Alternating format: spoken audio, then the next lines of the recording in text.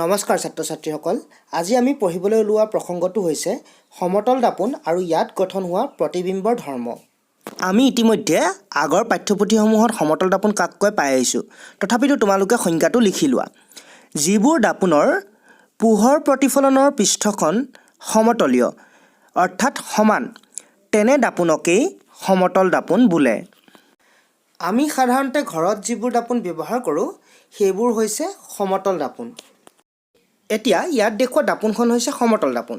ইয়াত চোৱা ইয়াৰ প্ৰতিফলন পৃষ্ঠখন সমান, সেয়েহে ই এখন সমতল দাপোন।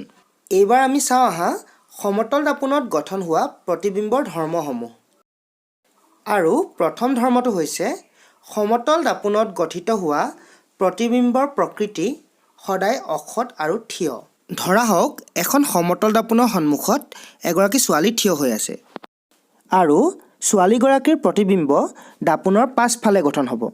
দাপোনৰ ক্ষেত্ৰত এনেদৰে পাছফালে গঠন হোৱা প্ৰতিবিম্ববোৰক অসৎ প্ৰতিবিম্ব বুলি কয় আৰু এই প্ৰতিবিম্ববোৰ থিয়কৈ গঠন হ'ব, ই ওলোটাকৈ গঠন নহয়।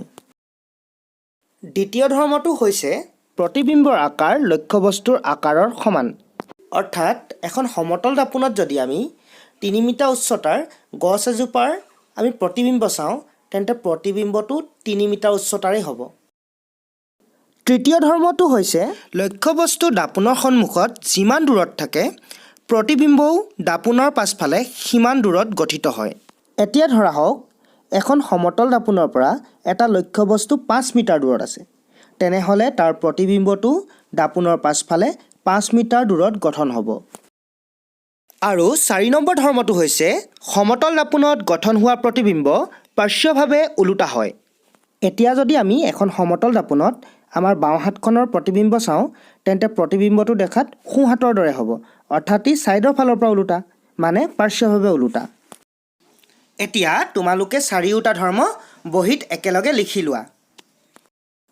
তেন্তে ছাত্ৰ ছাত্ৰীসকল আজিলৈ মই ইমানতে সামৰিছোঁ। ইয়াৰ পাছৰ ভিডিঅ'টোত মই গোলাকাৰ দাপোন আৰু ইয়াৰ প্ৰকাৰসমূহৰ বিষয়ে আলোচনা কৰিম।